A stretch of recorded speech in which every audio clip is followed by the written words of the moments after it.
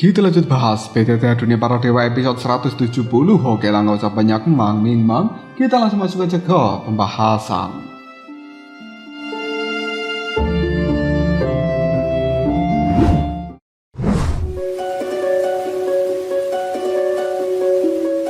Masih membahas tentang kekuatan jiwa dari seorang Soyen, senior kecapi. Melihat pada Soyen yang kemudian dia berkata, untuk bisa menembus suatu alam, selain kekuatan jiwa yang diperlukan, dalam keadaan jenuh, seseorang juga membutuhkan sebuah pemahaman. Dan pemahaman semacam ini hanya bisa dipahami secara intuitif, bukan dijelaskan dengan kata-kata. Secara teori, orang tidak bisa banyak membantu, tapi pada kenyataannya masih ada cara untuk membantu mengambil setengah langkahnya saja. Namun, metode ini membutuhkan pencapaian jiwa yang sangat tinggi dari seorang pemandunya dan cukup merusak karena menghabiskan jiwa asal-usul dari pemandu tersebut. Menggunakan asal-usul dari jiwanya sendiri sebagai sebuah panduan memungkinkan penerusnya untuk bisa mengintip ke dalam alam yang lebih tinggi, yaitu alam asal-usul jiwa yang sangat rentan terhadap cedera. Dalam kasus yang ringan, sangat sulit untuk pulih bahkan setelah jangka waktu yang cukup lama, dan dalam kasus yang parah, alam jiwamu mungkin akan langsung turun ke level bawahnya. Oleh karena itu hampir tidak ada yang mau menggunakan metode seperti ini, dan pada akhirnya metode itu secara bertahap menghilang. Aku hanya mengetahui metode ini karena guruku pernah menggunakannya pada diriku sebelum aku mencapai tahap Yi. Untungnya asal-usul jiwa dari guruku tidak terlalu dirugikan pada saat itu. Soyen cukup terkejut ketika mendengarkan penjelasan seperti ini, dan dia tidak membayangkan seberapa parah kerusakan serta keseriusan akan konsekuensinya. Keheningan pada akhirnya terjadi di dalam tempat ini antara Soyen dan juga senior kecapi. Namun pandangan mata dari Soyen tampaknya sangat gelisah. Meskipun memasuki lantai ketiga dari Aula Wenshin bertujuan untuk mendapatkan sebuah kesempatan bagi kekuatan jiwanya untuk bisa menerobos ke tahap Yi, tapi Soyen juga orang yang sangat teliti. Kisah tentang sisa jiwa dari senior ini sangat menyentuh sehingga Soyen sedikit ragu. Senior kecapi melihat kekhawatiran di dalam pandangan mata dari Soyen. Dia pun mengatakan, namun kau tak perlu khawatir tentang diriku. Aku hanyalah sisa jiwa, dan sekarang setelah ikatan jiwaku terlepas, aku tak ingin lagi tinggal di dalam tempat yang gelap ini. Biarkan jiwaku kembali ke rumah asliku. Sebenarnya ketika kau masuk, aku sudah memberikanmu sebuah demonstrasi kecil dengan suara kecapiku, tapi sayangnya kau mengira bahwa suara kecapi ini hanyalah sebuah pertunjukan musik biasa. Soyen pun tercengang dan tidak heran ketika saat itu jiwanya tiba-tiba merasakan sebuah kenyamanan dan merasa itu hanyalah sebuah ilusi. Soyen pun bertanya, senior, kenapa kau tidak mengatakannya lebih awal? Senior kecapi hanya tertawa.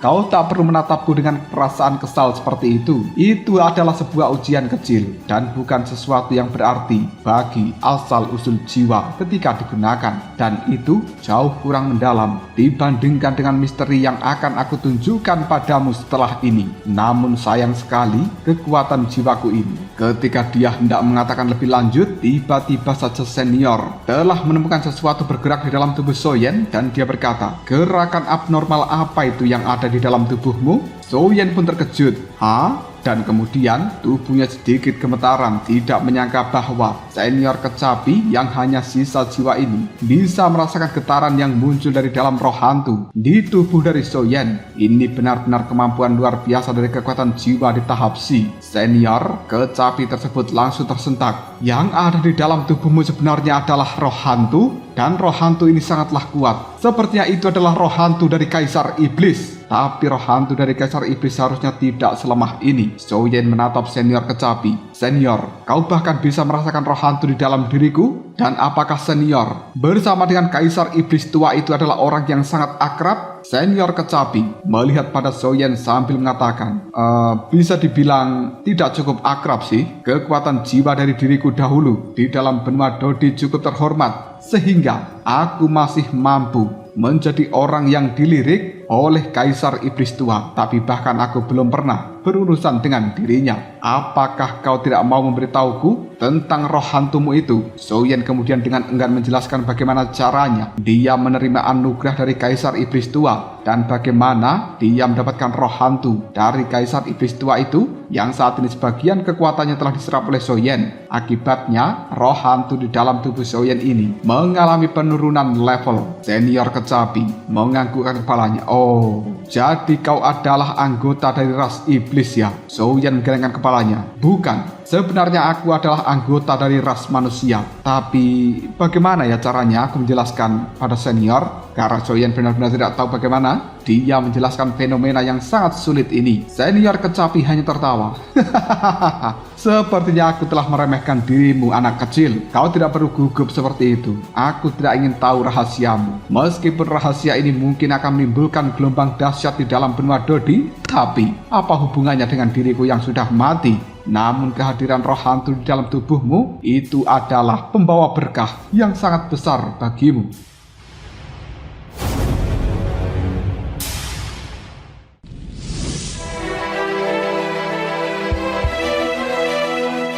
Soyen menyipitkan matanya. Oh, benarkah begitu? Senior kecapi kembali mengatakan. Setelah menunjukkan kedalaman dari alam di atas alam kaisar padamu, aku bisa mentransfer kekuatan dari sisa jiwaku ini ke dalam roh hantu milikmu dan kemudian membantunya memulihkan kekuatan yang setara dengan membiarkannya menyimpan untukmu terlebih dahulu. Namun Soyen hendak menolaknya. Bagaimanapun juga itu adalah hasil pelatihan dari senior ini selama masa hidupnya. Soyen hendak mengatakan sesuatu tapi tiba-tiba saja senior kecapi menghentikan Soyen. Setelah mengamati sejenak, senior kecapi tiba-tiba tertawa terbahak-bahak. Suasana hatinya saat ini sepertinya sangat ceria dan senior kecapi mengetahui bahwa Soyen adalah orang yang sangat tulus. Bocah ini tidak berpura-pura atau berbohong. Soyen ragu-ragu untuk berkorban ketika dihadapkan pada godaan yang besar itu dan semuanya sudah cukup. Senior kecapi pun mengatakan, "Nah, hari ini kau telah menyebutku sebagai seorang idiot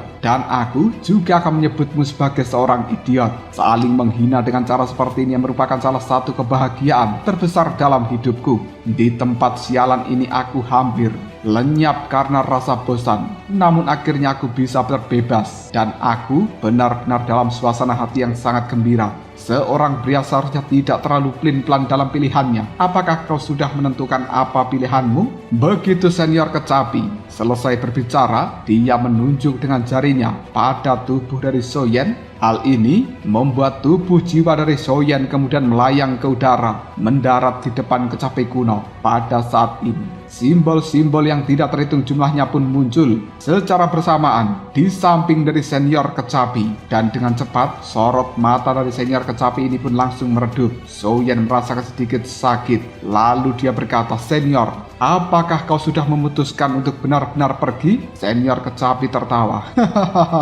"Bukankah itu omong kosong? Itu sudah dimulai. Jika kau tidak memanfaatkan waktu ini untuk memahaminya, kau akan sia-sia." Simbol-simbol yang berada di sekitar tubuh dari senior kecapi berkelap-kelip menjadi jauh lebih terang dan kemudian kekuatan jiwa yang tak terhitung jumlahnya langsung mengalir dari dalam tubuh senior kecapi menuju simbol-simbol yang cemerlang dan kemudian dimasukkan ke dalam tubuh dari Soyen. Hal ini membuat tubuh Soyen bergetar. Sungguh kekuatan jiwa yang dahsyat. Soyen telah memahami tekad dari senior kecapi dan tidak lagi bersikap malu-malu. Saat ini Soyen hanya memiliki tekad yang kuat. Senior kecapi juga tidak membuang-buang waktunya lagi untuk berbicara dengan Soyen. Dengan lambaian lengan bajunya, aura besar dari puncak kekuatan bintang 8 Dodi terpancar. Dan hal itu ditampilkan sepenuhnya di dalam lautan kesadaran jiwa Soyen ini yang tiba-tiba langsung bergejolak. Gelombang Sumarni Tante Erni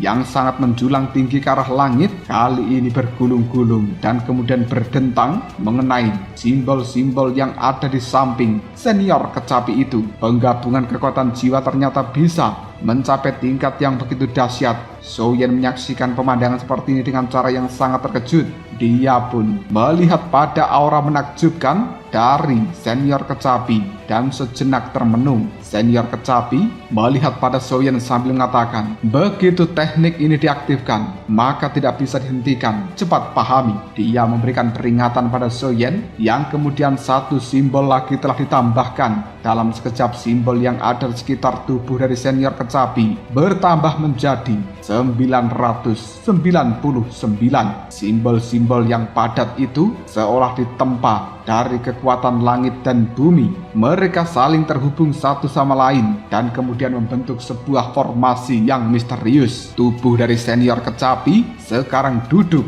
di tengah-tengah formasi besar yang terbuat dari simbol-simbol tersebut, dan kemudian hanya dalam waktu yang singkat tubuhnya menjadi sangat transparan, menunjukkan tanda-tanda untuk menghilang. Pada titik ini Soyen tidak lagi bisa menghentikan pemberian kekuatan jiwa dari sang senior kecapi, dan Soyen juga tidak bisa menghentikan menghilangnya senior kecapi itu. Dia hanya bisa menangis. Lalu Soyen menyeka air mata yang membasahi pipinya. Detik berikutnya Soyen membungkuk pada senior kecapi untuk berterima kasih banyak pada dirinya. Kemudian Soyen merentangkan kedua tangan, membuka hatinya lebar-lebar, menunggu langkah selanjutnya dari sang senior kecapi yang akan benar-benar menghilang dari dunia ini. Senior kecapi melihat Soyen dengan penuh rasa puas. Dia menganggukkan kepalanya dan detik berikutnya mengirimkan 999 simbol bercahaya ke dalam jiwa dari Soyen. Dan ketika simbol terakhir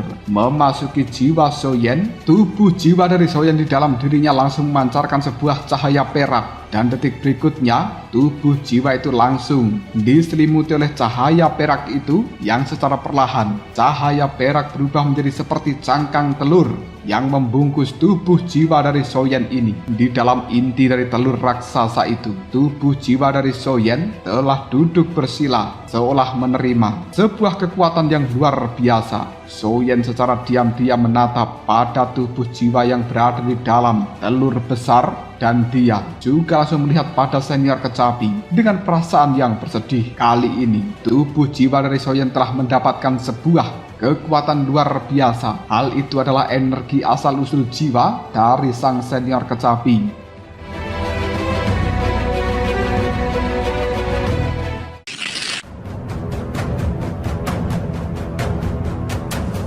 Tak lama kemudian, pandangan mata Soyen juga melihat pada senior kecapi yang langsung memainkan kecapi di depannya. Seiring dengan dentingan suara kecapi itu, tubuh jiwa dari Soyen pun perlahan kehilangan warna peraknya yang kemudian berubah menjadi tubuh jiwa sebening kristal. Soyen cukup terkejut ketika mendapati hal seperti ini. Meskipun tubuh jiwa kecilnya ini benar-benar sangat kecil, namun hal itu telah mampu membuat sebuah gejolak di dalam meridian maupun lautan kesadaran jiwa Soyen, dan cukup identik dengan milik seorang guru abadi. Soyen pun langsung berseru, ini sungguh luar biasa. Tiba-tiba saja senior kecapi berkata, sekarang bukan waktunya untuk rasa ingin tahu. Singkirkan seluruh pikiran yang telah mengganggu dan amati dengan seksama cara kerja dari jiwa kecil yang berada di dalam telur itu. Kau pasti akan segera melihat perubahan lingkungan dari lautan kesadaran jiwamu ini. Tubuh jiwa kristal itu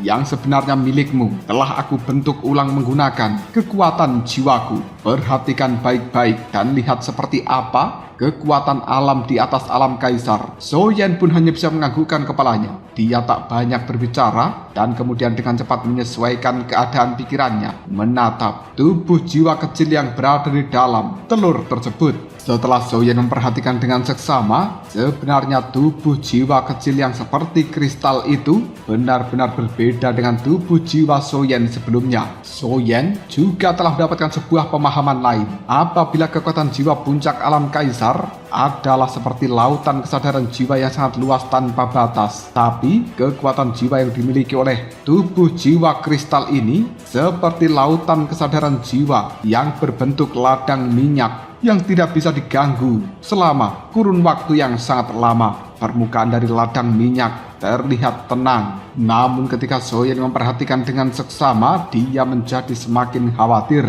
karena sepertinya Soyen memang telah memahami sesuatu, tapi dia tidak bisa mengungkapkannya untuk sementara ini. Karena tidak ada bahaya, kenapa tidak mencoba? Sambil menggertakkan giginya, Soyen pun mengaktifkan kekuatan jiwanya. Perlahan, Soyen pun mendekati tubuh jiwa kristal yang melayang di lautan kesadaran jiwa Soyen ini. Tiba-tiba saja angin yang sangat kuat berhembus. Barisan gelombang raksasa juga menerjang ke arah depan, membawa kekuatan yang menakutkan. Yang harus dilakukan Soyen sekarang adalah menciptakan sebuah gelombang lain untuk menguji kekuatan dari jiwa kristal, yang kemudian gelombang besar itu pun menghantam jiwa kristal. Tapi dalam sekejap, gelombang yang besar diciptakan Soyen hancur begitu saja. Kekuatan dari tubuh jiwa kristal yang sangat kecil ini benar-benar telah melampaui ekspektasi dari Soyen, membuatnya tercengang. Dan kemudian Soyen kembali menggerakkan kekuatan di seluruh lautan kesadaran jiwanya. 10 gelombang tsunami yang sangat besar kembali melesat untuk menerjang jiwa kristal kecil. Akhirnya, bung bung bung bung bung bung, 10 gelombang yang dahsyat menghantam dengan keras. Namun hasilnya, tubuh jiwa kristal kecil ini masih tidak bergerak, dan 10 gelombang tsunami yang telah diciptakan Soyen juga sekali lagi hancur berkeping-keping. Soyen bergumam, seberapa besar kekuatan jiwa yang terkandung di dalam gelombang yang telah kuciptakan benar-benar tidak mampu menggoyahkan tubuh jiwa kristal kecil ini. Jika 10 gelombang tidak cukup, maka akan aku bentuk 100. Jika 100 tidak cukup, maka akan aku bentuk 1000. Apabila masih belum cukup, akan kubentuk 10.000. Dengan sebuah pemikiran ini, Soyen pun menjadi sangat bersemangat, dan kemudian dalam sekejap saja puluhan ribu gelombang yang luar biasa menerjang dengan ganas pada tubuh jiwa kristal tersebut. Namun puluhan ribu gelombang ini juga tidak mampu menggoyahkan tubuh jiwa kristal kecil. Pada titik ini Soyen tak kuasa menahan rasa patah hatinya. Dia perlahan menutup mata dan terus mengingat pemandangan magis yang baru saja disaksikannya, membuat pikiran dari Soyen langsung merenung. Apakah ini adalah perbedaan antara kualitas dan juga kuantitas? Seberapapun kuatnya, kuantitas itu tetap saja ilusi dan tidak kokoh, hanya permukaannya saja. Senior kecapi ketika melihat bahwa Soyen sebenarnya telah sedikit memahami, dia pun berkata, "Kau sebenarnya telah memahaminya dengan benar. Inilah perubahan kualitatif antar dua alam. Setelah kau mencapai alam di atas alam kaisar, maka kekuatan jiwamu akan terkompresi tanpa batas menjadi semi padat, dan itu tidak bisa kau bandingkan dengan kekuatan ilusi langit dan bumi dari kekuatan jiwa puncak alam kaisarmu. Perubahan ini adalah hal yang wajar. Setelah kau mencapai alam yang jauh lebih tinggi dari alam kaisar, aku hanya membiarkanmu memahami saja terlebih dahulu." Namun di antara kultivator di alam yang sama mengesampingkan teknik bertarung jiwa, kekuatan jiwa sebenarnya ditentukan oleh jumlah kekuatan jiwa yang bisa dikompresi di dalam lautan kesadaran jiwanya. Akan aku tunjukkan kuncinya sebentar lagi.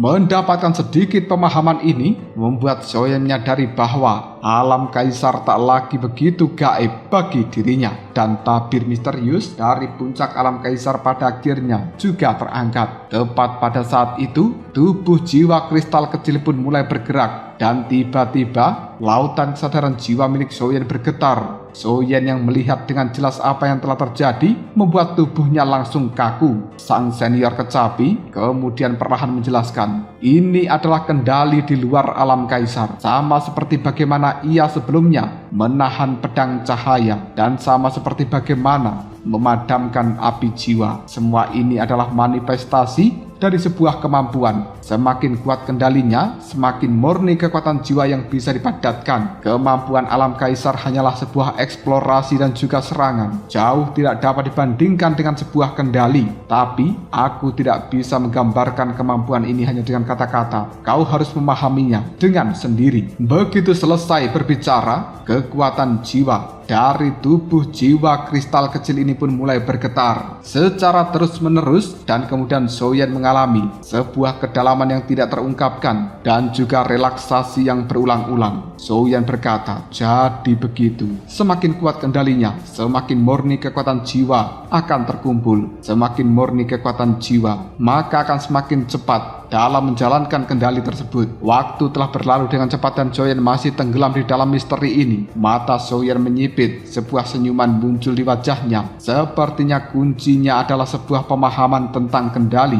Kendali adalah seorang jenderal dan kekuatan jiwa adalah seorang prajurit. Aku sedikit mengerti sekarang. Tabir di alam kaisar semakin terangkat ketika saat ini tubuh dari jiwa kristal kecil itu menunjukkan kekuatannya dengan segenap kemampuan. Soyen merasakan rasa takjub yang luar biasa dan membuatnya sangat tersentuh kali ini. Tapi Soyen tidak tahu dan dia tidak bisa mengubah apapun. Dia hanya bisa mencoba memahami sebanyak mungkin agar tidak mengecewakan hadiah yang telah diberikan oleh senior kecapi. Meskipun tubuh jiwa kristal kecil ini telah menunjukkan kekuatan secara penuh dan juga kecepatan demonstrasi mereka sengaja diperlambat secara signifikan dengan tingkat kekuatan Soyen yang sekarang masih sangat sulit untuk bisa memahami esensi yang sebenarnya. Barulah kemudian Soyen menyadari betapa sulitnya bagi kekuatan jiwa alam kaisar untuk menembus ke level berikutnya. Soyen tak kuasa menahan desahan. Sepertinya bukan karena bimbingan senior ini, apalagi terobosan. Hanya melangkah ke ambang tahap Y saja sudah membutuhkan usaha dan juga waktu yang entah berapa banyak. Senior kecapi telah berusaha dengan keras membantu Soyen sebisa mungkin, namun Soyen tetap tidak mengerti, dan inti permasalahannya adalah pada Soyen sendiri. Hal itu membuat Soyen merasa sangat bersalah, dan semakin besar rasa bersalahnya itu, semakin bingung dia, semakin pusing dibuatnya. Tepat ketika Soyen dalam keadaan linglung, tiba-tiba dia teringat dengan teknik bertarung langit yang dingin yang tingkatannya masih belum ia pahami,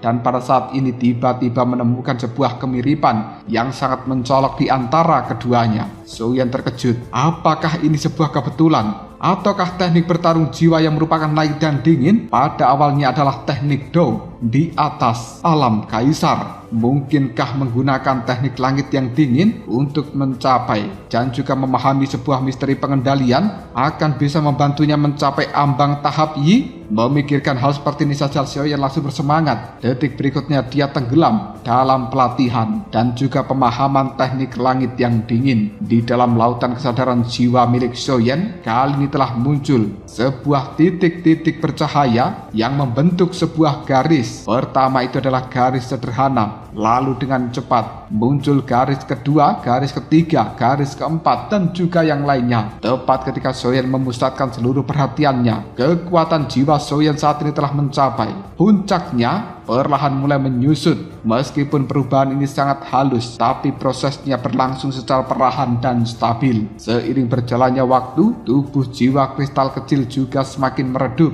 Pandangan mata dari senior kecapi juga terus menatap ke arah Soyen. Lalu dia perlahan mulai tersenyum. Dari senyuman ini menunjukkan bahwa dia sangat puas dengan kemajuan dan juga pemahaman Soyen. Senior kecapi yang menjadi semakin transparan itu pun berkata, betapa gigihnya dan juga tekun bocah ini. Sungguh menakjubkan. Kemampuan pemahamannya tidak bisa dibandingkan dengan diriku. Bocah ini luar biasa. Usahaku tidak sia-sia. Secercah harapan muncul di wajah dari senior kecapi, dan detik berikutnya dia melihat ke arah langit sambil berkata, "Guru, aku muridmu ini akan segera datang dan bertemu denganmu." Waktu telah berlalu dengan cepat. Soyen tiba-tiba saja membuka matanya, dan kali ini tubuh jiwa kristal kecil serta senior kecapi sudah tidak ada. Meskipun gelombang di dalam lautan kesadaran jiwa Soyen masih bergejolak, namun gelombang ini menjadi lebih stabil. Bahkan riak-riak berkilauan di permukaan lautan kesadaran jiwa juga menjadi lebih tenang. Secara halus memancarkan sebuah keseriusan seperti ladang minyak.